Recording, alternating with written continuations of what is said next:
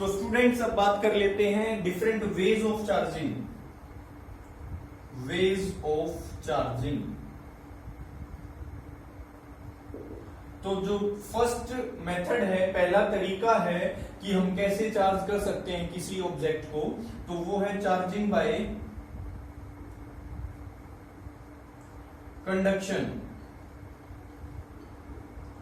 तो जैसा आपने पढ़ा होगा, कंडक्टर क्या होते हैं, वो मटेरियल जिनमें से चार्ज या करंट इजीली पास कर जाता है। तो कंडक्शन भी वही मेथड है चार्ज करने का, जिसमें एक्चुअल कांटेक्ट में आने के बाद चार्ज ट्रांसफर होता है। सपोज ये कोई चार्ज ऑब्जेक्ट है जिसपे, जो कि पॉजिटिवली चार्ज ऑब्जेक्ट है, और ये एक न्यूट्रल ऑब्जेक्ट है जो इसके टच में जब आएगा, तो ये न्यूट्रल है, तो क्या इसका मतलब आप समझते हो, मैं आपको ऑलरेडी बता चुका हूं कि इसमें number of electron and number of proton क्या है, सेम है, इक्वल है। तो ये न्यूट्रल ऑब्जेक्ट को भी चार्ज कैसे करेगा, तो इसका ये आप ध्यान रखिए कि इसका कुछ जो पॉजिटिव चार्ज है वो इस पे ट्रांसफर हो जाएगा। सारा तो नहीं जाएगा, आप किस तरीके से कह सकते हैं, लेट कर लेते हैं इस पे टोटल क्यों चार्ज था बिफोर शेयरिंग, पहले इसके टच में आने से पहले इस पे क्यों चार्ज था। तो जब ये इसमें टच में आ जाता है तो हम मान लेते हैं कि आधा चार्ज तो इस पे रह गया और आधा चार्ज इस पे ट्रांसफर हो जाएगा। और ये कब संभव है कि हाफ हाफ चार्ज ही डिस्ट्रीब्यूट हो, ये तभी पॉसिबल है जब ऑब्जेक्ट का नेचर और उसका साइज और ये उसकी प्रॉपर्टीज सब सिमिलर हो। तो half half charge after contacting और आफ्टर टचिंग इस पे ट्रांसफर हो जाता है, आपको ध्यान रखना है। तो नेक्स्ट हम बात कर लेते हैं, आगे होगा आपको समझ चार्जिंग बाय कंडक्शन। इसमें एक्चुअल में क्या होता है, एक चार्ज्ड ऑब्जेक्ट से हम किसी न्यूट्रल ऑब्जेक्ट को चार्ज कर सकते हैं, उनको डायरेक्ट कांटेक्ट में लाने के बाद, और डायरेक्ट जब कांटेक्ट होगा तो उस ऑब्जेक्ट का चार्ज दूसरे पे ट्रांसफर हो जाता है, क्योंकि हमें पता है कंडक्टर जो चीजें हैं उनमें तो चार्ज इजीली ट्रांसफर होता है। तो वो भी मैंने आपको बता दिया कि यदि उनका एक जैसा नेचर है, एक जैसी प्रॉपर्टीज है, शेप साइज भी एक जैसा है, तो हाफ जो चार्ज है वो उसका दूसरे ऑब्जेक्ट पे चला जाएगा। तो ये था charging by conduction. Next second है चार्जिंग बाय इंडक्शन।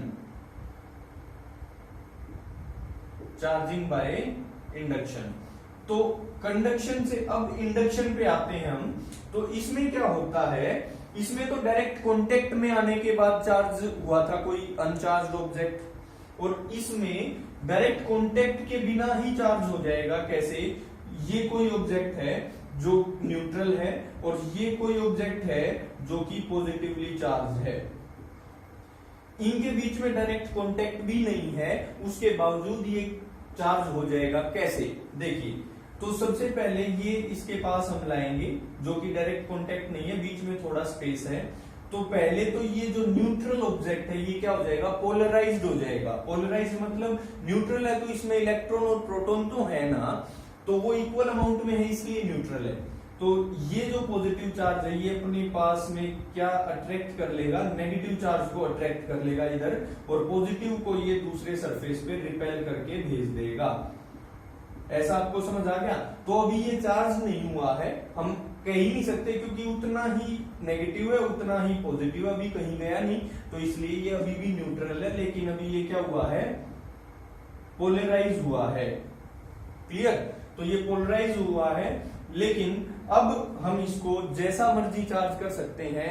एक मेथड तो इसका ये है कि अगर इसको हमें नेगेटिवली चार्ज करना था तो पॉजिटिव वाले सरफेस को हम अर्थिंग कर सकते हैं। अर्थिंग आपको पता होगा, मैं बता चुका हूं कि ये चार्ज अर्थ में भेज देंगे पॉजिटिव वाला, तो ये जब हम दूर हटा लेंगे तो ये नेगेटिव वाला इसके पूरे सरफेस पे डिस्ट्रीब्यूट हो जाएगा। जब तक ये रोड इसके पास में है, जब तक तो ये पॉजिटिव इस नेगेटिव को अट्रैक्ट करके सिर्फ इसी सरफेस पे रखेगा, लेकिन जब हम इस रोड को दूर ले जाएंगे तो ये नेगेटिव चार्ज इसके थ्रू आउट जो है डिस्ट्रीब्यूट हो जाएगा। यहां से पॉजिटिव तो जा चुका है अर्थ में, तो ये नेगेटिव चार्ज हो गया। इस प्रकार से हम कह सकते हैं कि without being direct contact between the two body और two objects we can charge the neutral object by the process of induction, that is charging by induction. तो इनमें दोनों में मेनली डिफरेंस क्या है कि इसमें तो डायरेक्ट कांटेक्ट हुआ था दो कंडक्टर के बीच में जिससे एक न्यूट्रल ऑब्जेक्ट को चार्ज किया गया, और इसमें बिना डायरेक्ट कांटेक्ट के एक कंडक्टर था जो न्यूट्रल था उसको चार्ज किया गया। दोनों थे कंडक्टर, इसमें भी कंडक्टर था और इसमें भी कंडक्टर था। अब बात आती है, हो सकता है इंसुलेटर हो तो कैसे चार्ज किया जाए, तो उसको मैं क्लियर कर देता हूं।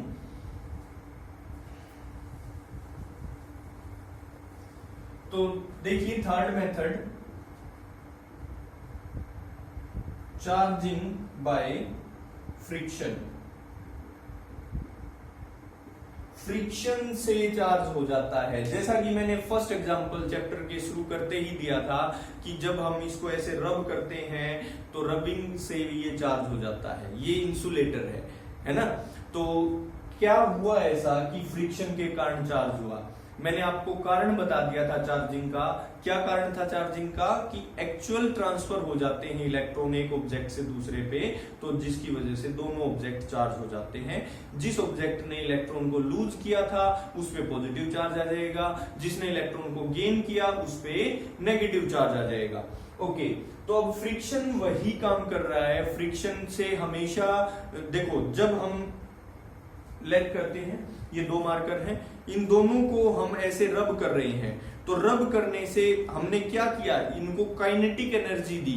वो काइनेटिक एनर्जी फ्रिक्शन के कारण किसमें कन्वर्ट हो जाएगी, हीट एनर्जी में, और वो हीट एनर्जी एक किस्म से आयनाइजेशन एनर्जी की तरह काम करेगी। मतलब उनके लूजली जो बाउंड इलेक्ट्रॉन है उन इलेक्ट्रॉन्स को तोड़ देगी, उनके फोर्स ऑफ अट्रैक्शन को तोड़ देगी, ताकि वो इजीली इस वाले इस पे ट्रांसफर हो सके या इस वाले इस पे ट्रांसफर हो सके। वो किस चीज पे निर्भर है मैं आपको बता चुका कि जिसका वर्क फंक्शन लोअर है उस वाले से वो ट्रांसफर होके हायर वर्क फंक्शन वाले पे चले जाएंगे।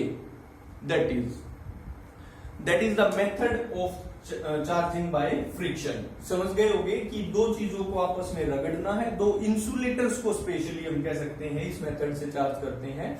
तो दो इंसुलेटर को जब हम रगड़ेंगे आपस में तो हीट प्रोड्यूस होगी।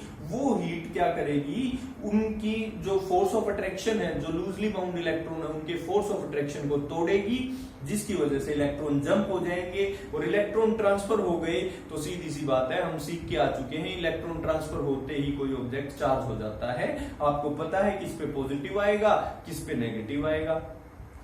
तो in this way we can charge the neutral object by these three methods: charging by conduction, charging by induction और charging by friction। तो ये आपको अच्छे से याद रखना है।